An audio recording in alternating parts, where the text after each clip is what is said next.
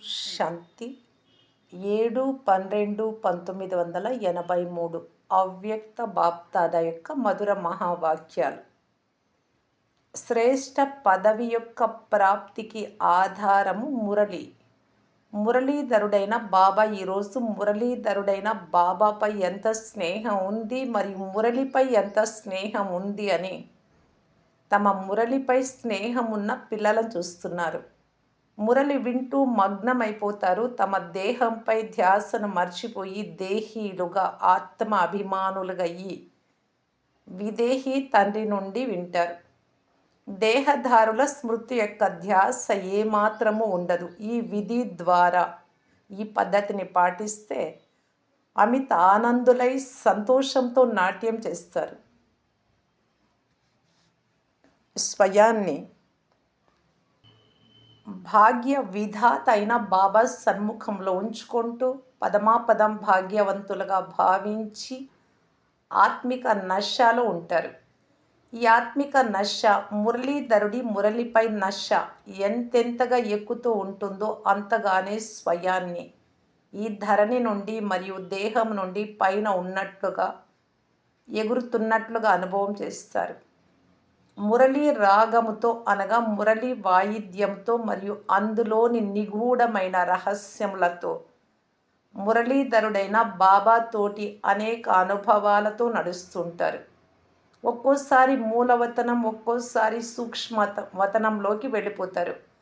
ఒక్కోసారి తమ రాజ్యంలోకి స్వర్గంలోకి వెళ్ళిపోతారు. ఇంకొకసారి లైట్ హౌస్ మైట్ హౌస్గా అయ్యి దుఃఖ అశాంతిమయమైన ఈ ప్రపంచంలోని ఆత్మలకు సుఖశాంతుల కిరణాలను ఇస్తూ ప్రతిరోజు 3 లోకాల షికారు చేస్తారు. ఎవరితోటి? మురళీధరుడైన బాబాతోటి. మురళిని వింటూ వింటూ అతీంద్రియ సుఖపు ఊయలలో ఊగుతారు. మురళీధరుడి మురళీ రాగము నుండి అవినాశి వరదానాల ఔషధం లభించడంతోనే తనువు ఆరోగ్యంగా, మనస్సు ఆరోగ్యంగా అయిపోతాయి. అమిత ఆనందంలో తేలియాడుతూ చింతలేని చక్రవర్తులుగా అవుతారు. నిశ్చింత చక్రవర్తులుగా అవుతారు. స్వరాజ్య అధికారులుగా అవుతారు. మురళిపై ఇటువంటి విధిపూర్వక స్నేహం ఉన్న పిల్లలను చూస్తున్నారు. ఒకటే మురళి ద్వారా కొందరు రాజులుగా, కొందరు ప్రజలుగా అవుతారు. ఎందుకంటే విధి పద్ధతిని పాటిస్తే సిద్ధి కలుగుతుంది. ఎవరు ఎంత విధిపూర్వకంగా వింటారో అంతగానే సిద్ధి స్వరూపులుగా అవుతారు. ఒకరేమో విధిపూర్వకంగా వినేవారు, అంటే కొంతమంది అనగా ఇముడ్చుకునేవారు. రెండవ వారు వినాలి కనుక నియమపూర్వకంగా వినేవారు. కొంత ఇముడ్చుకునేవారు, కొంత వర్ణన చేసేవారు. మూడవ వారి విషయమే లేదు.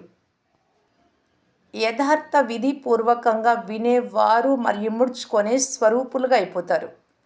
వారి ప్రతి కర్మ మురళి స్వరూపంగా ఉంటుంది. నేను ఏ నెంబర్లో ఉన్నాను అని మిమ్మల్ని మీరు ప్రశ్నించుకోండి. మొదటి దానిలోనా లేక రెండవ దానిలోనా? మురళీధరుడైన బాబాపై గౌరవము అనగా మురళిలోని ఒక్కొక్క మాటపై గౌరవం ఉంచినట్టు. ఒక్కొక్క వరదాన మహావాక్యం 2500 సంవత్సరాల సంపాదనకు ఆధారం, పదమాల సంపాదనకు ఆధారం. ఆ లెక్క ప్రకారం ఒక్క వరదానం, ఒక్క మాట, ఒక్క లైన్ మిస్ అయింది అంటే పదమాల సంపాదన లెక్కలేనంత సంపాదన మిస్ చేసుకున్నట్టు. ఒక్క వరదానము ఖజానాల గనిగా తయారు చేస్తుంది. మురళిలోని ప్రతి మాటను ఇలా విధిపూర్వకంగా వినేవారు మరియు దాని నుండి ప్రాప్తించే సిద్ధి యొక్క జమా ఖర్చుల గతిని తెలుసుకునేవారు శ్రేష్ఠ గతిని ప్రాప్తింపచేసుకుంటారు. కర్మల గతి ఏ విధంగా గుహ్యమైనదో అలా విధిపూర్వకంగా మురళిని విని ఇముడ్చుకునే గతి కూడా అతి శ్రేష్టమైనది. మురళియే బ్రాహ్మణ జీవితానికి శ్వాస. శ్వాస లేనట్లయితే జీవితం లేదు. అటువంటి అనుభవి ఆత్మలే కదా ఈ మహత్వపూర్వకమైన మురళిని ఈరోజు విధిపూర్వకంగా విన్నానా అని మిమ్మల్ని మీరు ప్రతిరోజు చెక్ చేసుకోండి. ఏదో వినాలంటే విన్నట్టు కాకుండా పరమాత్మ చెప్తున్నారు అంటే విధిపూర్వకంగా వినడమే కాదు, ఇముడ్చుకుంటారు. అమృత వేళలోని ఈ విధి మొత్తం రోజులోని ప్రతి కర్మలో సిద్ధి స్వరూపులుగా స్వతహాగా మరియు సహజంగా తయారు చేస్తుంది. అర్థమైందా? క్రొత్త వారు వచ్చారు కదా, అందుకని లాస్ట్ నుండి ఫస్ట్‌కి వెళ్ళి విధిని వినిపిస్తూ ఉన్నాం. దీని వలన ఫాస్ట్‌గా వెళ్తారు. ఈ విధి ద్వారా అతి వేగంగా పరిగెత్తి సమయపు దూరాన్ని తగ్గించగలరు. సాధనాన్నైతే బాప్దాద వినిపిస్తారు. దీని వలన చివరిలో ఎందుకు వచ్చాము, చివరిలో ఎందుకు పిలిచారు అని ఏ పిల్లల ఫిర్యాదు ఉండదు. కానీ ముందుకు వెళ్ళగలరు. ముందుకు వెళ్ళండి. శ్రేష్ఠ విధి ద్వారా శ్రేష్ఠ నంబర్ను తీసుకోండి. ఫిర్యాదులైతే ఉండవు కదా. రిఫైన్ దారిని తెలుపుతూ ఉన్నారు.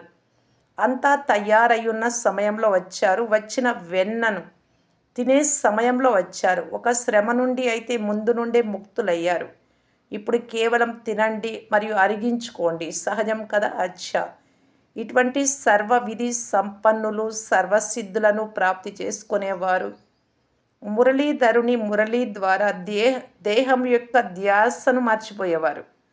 సంతోషపు ఊయలలో ఊగేవారు. ఆత్మిక నశాలో అమిత ఆనందమును పొందే యోగులు అయినవారు.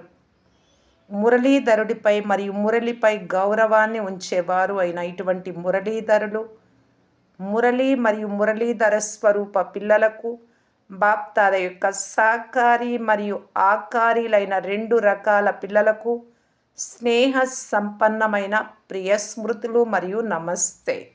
అవ్యక్త బాప్దాదాల మహావాక్యాల నుండి ఎన్నుకోబడిన ప్రశ్నోత్తరాలు. ప్రశ్న: పురుషార్థం యొక్క అంతిమ లక్ష్యం ఏంటి? దేనిపై విశేష అటెన్షన్ ఉంచుకోవాలి? జవాబు: అవ్యక్త ఫరిస్తాగా ఉండడం. ఇదే పురుషార్థం యొక్క అంతిమ లక్ష్యం. ఈ లక్ష్యమును ఎదురుగా ఉంచుకోవడం ద్వారా లైట్ యొక్క కార్బ్ వలయంలో నా ఈ ప్రకాశమయ శరీరం ఉంది అని అనుభవం చేస్తారు. వ్యక్తం ఏ విధంగా పంచతత్వాల కార్బ్లో ఉందో, అంటే ఈ శరీరం నీడ ఉంది కదా, అలాగా అవ్యక్తము లైట్ యొక్క కార్బ్లో ఉంది. లైట్ యొక్క రూపమైతే ఉంది, కానీ చుట్టుప్రక్కల ప్రకాశమే ప్రకాశం. ఆత్మనైనా నేను జ్యోతి స్వరూపమును. ఈ లక్ష్యం అయితే ఉండనే ఉంది, కానీ నేను ఆకారంలో కూడా కార్బులో ఉన్నాను. ఇంకొక ప్రశ్న: ప్రతి కార్యమును చేస్తూ ఏ స్మృతిని ఎక్కువగా పెంచుకున్నట్టయితే నిరాకారి స్థితి సహజంగా తయారవుతుంది? జవాబు: ప్రతి కార్యం చేస్తూ కూడా నేను ఫరిస్తాను నిమిత్తంగా ఈ కార్యార్థము భూమిపై పాదాన్ని మోపి ఉన్నాను, కానీ నేను ఉన్నది అవ్యక్త దేశవాసిగా. నేను ఈ కార్యార్థము వతనం నుండి పృథ్వీపైకి వచ్చాను. పని పూర్తి కావటంతోనే మరలా తిరిగి వతనానికి వెళ్తాను అన్న ఈ స్మృతి ఉండాలి. ఈ స్మృతి ద్వారా సహజంగానే నిరాకారి స్థితి తయారవుతుంది.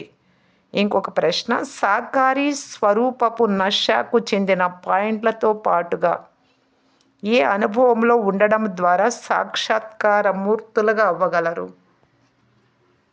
జవాబు: నేను శ్రేష్ఠ ఆత్మను, నేను బ్రాహ్మణ్ ఆత్మను, నేను శక్తిని అన్న ఈ స్మృతిలో ఉండడం ద్వారా నశ మరియు సంతోషపు అనుభవం ఉంటుంది.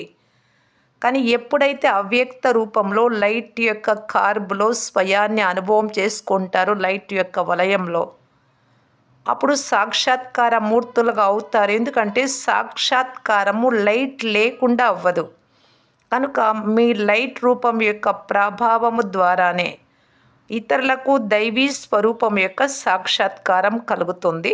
ఇంకొక ప్రశ్న: వర్తమాన సమయ ప్రమాణంగా మీకు ఏ స్వరూపం కావాలి? ఇప్పుడు ఏ పాత్ర సమాప్తమైంది? జవాబు: వర్తమాన సమయ ప్రమాణంగా మీకు అందరికీ జ్వాలా స్వరూపం కావాలి. జ్వాలాముఖి స్వరూపం. సాధారణ స్వరూపము, సాధారణ మాటలు కనిపించకూడదు. ఈ దేవి నా కొరకు ఈ ఆకాశవాణి పలుకుతోంది అనే అనుభవం చేసుకోవాలి.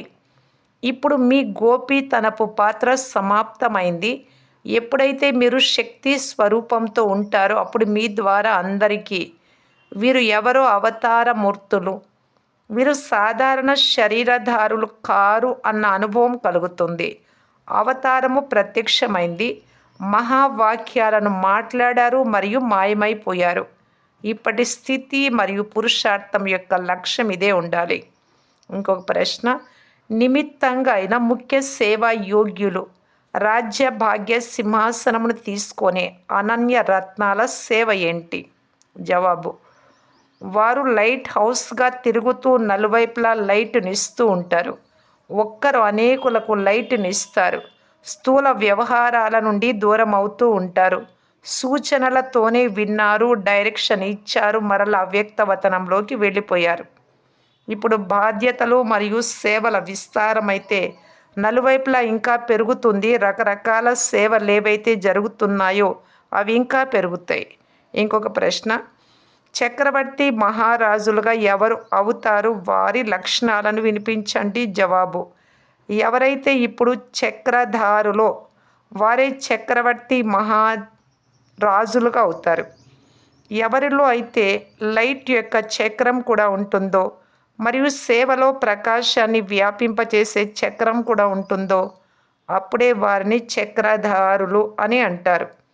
ఇటువంటి చక్రధారులే చక్రవర్తులుగా అవ్వగలరు.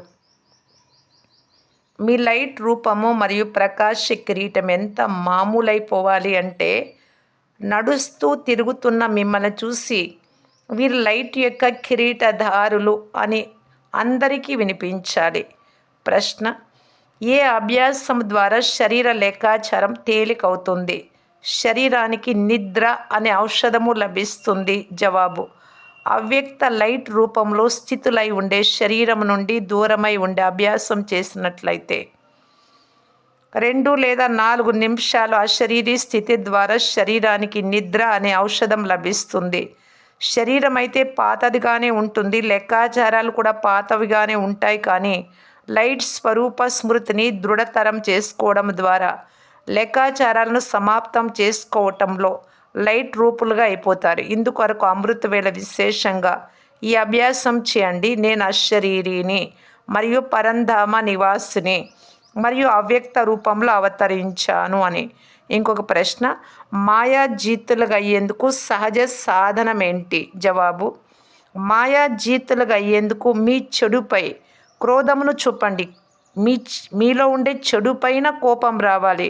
కోపం వచ్చినప్పుడు ఇతరులపై చూపకుండా చెడుపైన క్రోధం చూపండి. నాకెందుకు కోపం వస్తుంది? మీ బలహీనతలపైన క్రోధం వహించినట్లయితే సహజంగా మాయాజీతులు అవుతారు. ఇంకొక ప్రశ్న, పల్లెటూరి వారిని చూసి బాప్దాదా విశేషంగా సంతోషపడిపోతారు. ఎందుకు? జవాబు, ఎందుకంటే పల్లెటూరి వారు చాలా అమాయకంగా ఉంటారు. బాబాను కూడా భోలానాథుడు అని అంటారు, అమాయకుడు అని. భోలానాథుడైన తండ్రి ఎలాగో అలా అమాయకులైన పల్లెటూరు వారు కనుక మేం విశేషంగా భోలానాథుడికి ప్రియమైన వారిమి అన్న ఈ సంతోషం ఎల్లప్పుడూ ఉండాలి. అచ్చా, ఓం శాంతి.